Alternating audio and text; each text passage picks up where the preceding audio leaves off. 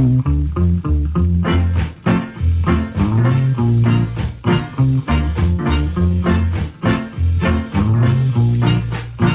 I've got a date, and I just mean I can't stay late. Ooh, all my life, and I've been warning you, girl, not just once or twice. Take this from me, I'm as free as a bird in the tree.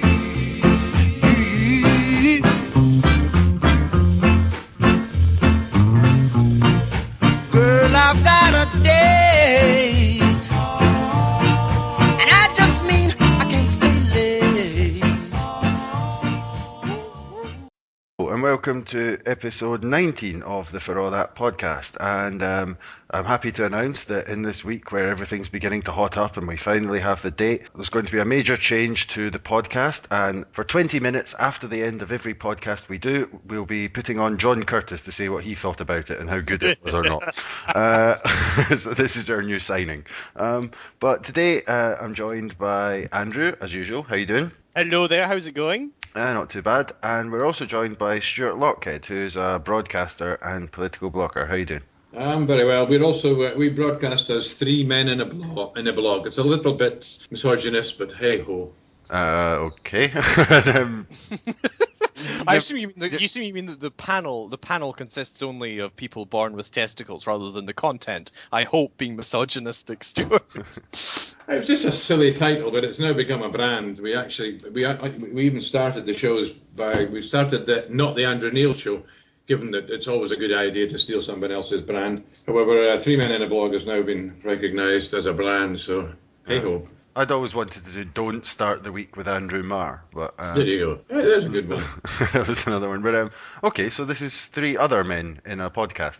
So I suppose we should start on the announcement that was obviously the big news of the week. And I think a lot of people found the behaviour of some of the parties and some of the members of the Parliament a little bit strange. So I'll go to Andrew first. What did you make of it?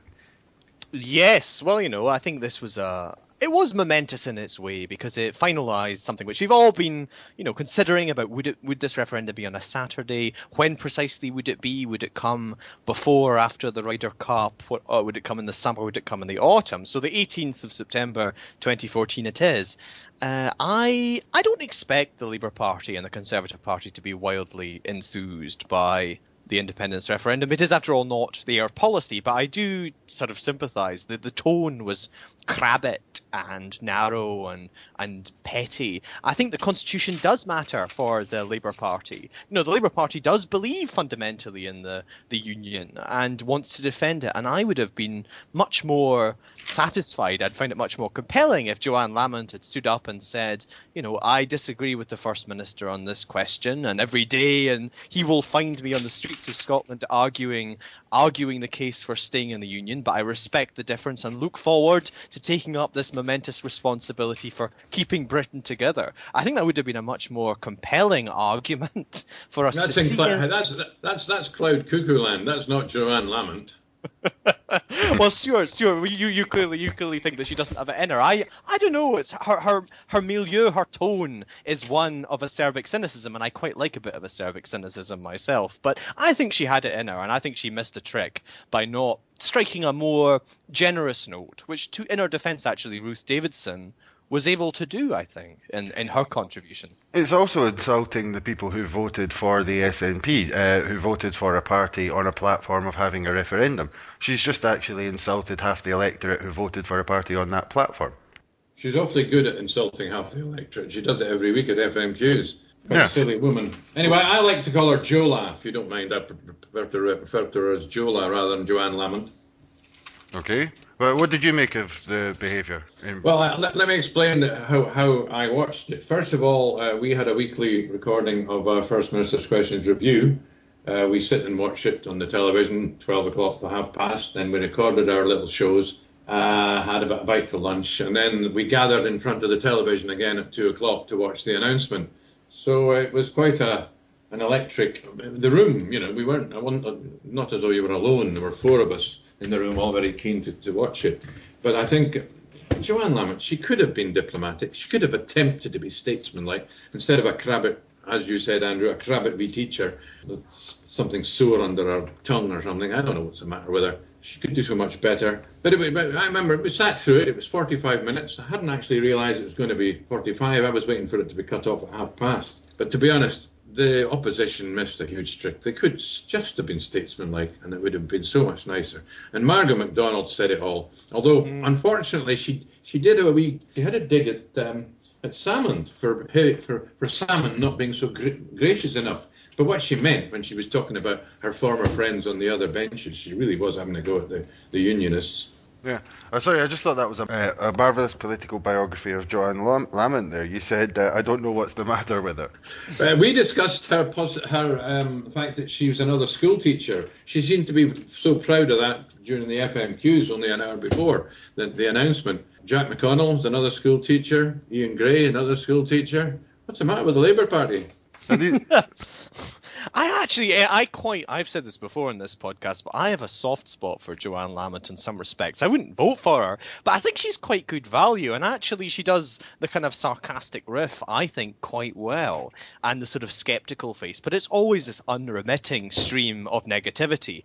I'm not saying that she'd make a necessarily very persuasive candidate to be First Minister, but I don't quite share that sort of hostility and confusion about her. Her riff, if you like, her tactic seems to be to prick what she perceives as the pomposity of the First Minister and his claims and represent the doughty ordinary woman who cares about things that the ordinary punter in the street cares about, while the First Minister and the SNP exercises itself with abstract constitutional considerations. Now, I don't think that's necessarily a fair assessment of the SNP, but I think she does it quite well in terms of the character which she's kind of composing for herself.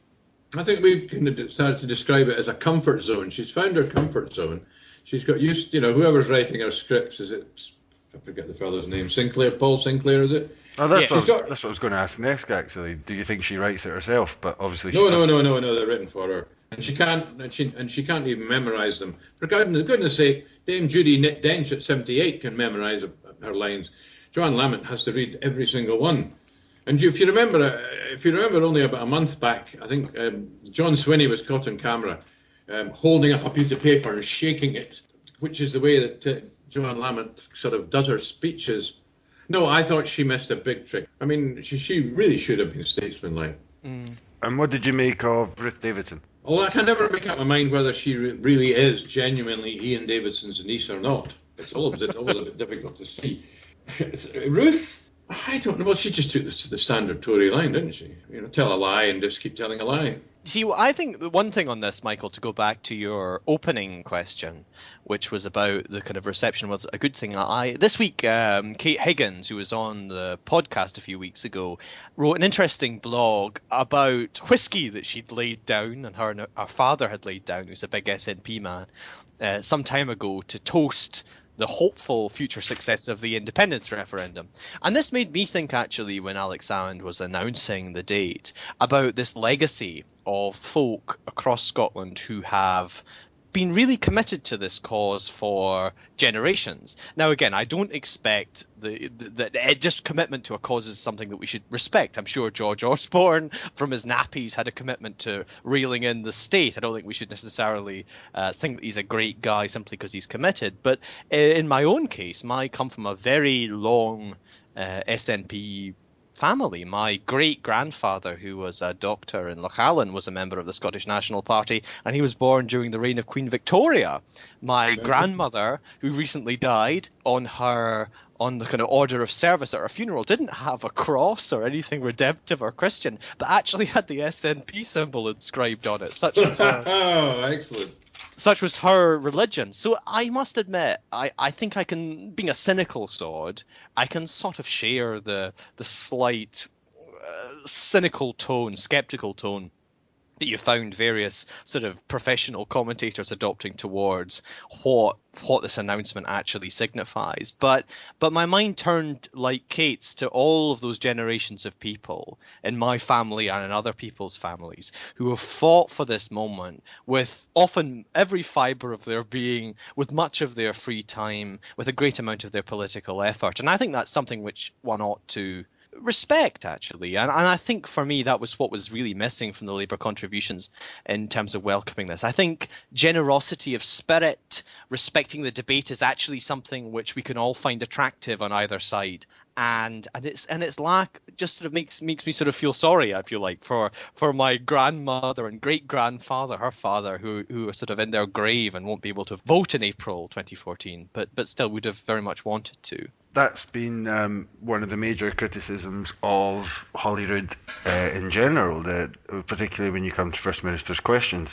You know, the lack of willingness to engage in a constructive debate. It's just the back and forward, the slanging. And in some respects, you're saying you've got a bit of sympathy for Lamont. I've got a bit of sympathy for Salmond in this, because what he does is essentially reactive. He's not allowed to set the agenda in First Minister's questions. He just has to respond. If he's being viciously attacked for mostly unfairly, or actually in an absurd way quite often, then he's got no other opportunity other than to react. There's nothing much he can do about it.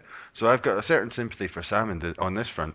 I do believe that there is a strategy, a unionist strategy. To be honest, I'm not sure the Yes campaign have displayed a clear strategy yet, but the unionists have been on this strategy for quite some time, and it's displayed every week in First Minister's questions. It was there at the announcement, and it's there in every television appearance. It's a clear strategy. At some point or another, they will even commit suicide. They will destroy the credibility of Holyrood rather than have an independent Scotland. Yeah, I think there is something to what Stuart was saying there. I've referred to that in the past in the blog as the sort of Labour's Samson strategy, that you just knock out the pillars and the roof will cave in. I think there is a degree to which some of their campaigning conduct shows that kind of desire to undermine everything. I must say, on a slightly different note, I was very struck this week by Paul Sinclair, who was mentioned, who's Lamont's spin doctor, who cut a very actual sensible figure on 2011 election night in his analysis of where the Labour Party had gone wrong. But this week, in response to the McCluskey report, Mr. Sinclair was exercising himself, arguing that this was an example of Salmond wanting to take over the press. Salmond was wanting to curb freedom. And all feeds into this narrative of the pathology of the Scottish National Party, their malevolent designs upon liberty, and you name it. And it's just totally bonkers. In the context of the McCluskey report, McCluskey was formerly a Labour Solicitor General. He is now a crossbench peer. He's not a very obvious man to cast as an SNP stooge. And for all that, his report on the press, which was, as we discussed last week, pretty silly in my view, was an independent report which didn't reflect government opinion. But Paul Sinclair and the Labour Party saw this as an opportunity to argue that the Scottish government in some way conceals malevolent designs upon the state, is somehow abnormal, or to use the Anas Sarwar phrase, is not a kind of democratic party in a democratic parliament in the ordinary sense. And I think there is a degree to which you can see the Labour Party trying to use this very broad argument to try and discredit the SNP and to represent the SNP and Salmond as a disreputable, rather suspect political movement. No, and unfortunately, of course, the SNP government have kind of, to some extent, they've shot themselves in the foot by this centralisation of the police and fire service. Now, regardless of the genuine, whether it's a good or a bad thing, I tend to follow Leslie Riddick and the idea that we should have a much more local democracy in Scotland. And it's an open goal that they've created. Now, that's, of course, Kenny McCaskill's really brief, to be honest. I used to share a pint with Kenny McCaskill in the SNP club some time ago on a Friday night before I'd head off into town here in Edinburgh. And he's a sound guy, I like him very much, but unfortunately, this centralisation is an open goal for the opposition, especially the Lib Dems. Yeah. Did you see Patrick Harvey and Alex Salmond having a little spat in the Parliament this week? I thought that was quite interesting. If you noticed, I've watched 5 hours of Holyrood this week. Oh my God. I saw FMQs, and then I saw the full 2 hours 45 minutes of the Iraq debate and the 45 minutes of the announcement. So I've got it coming out my ears this week.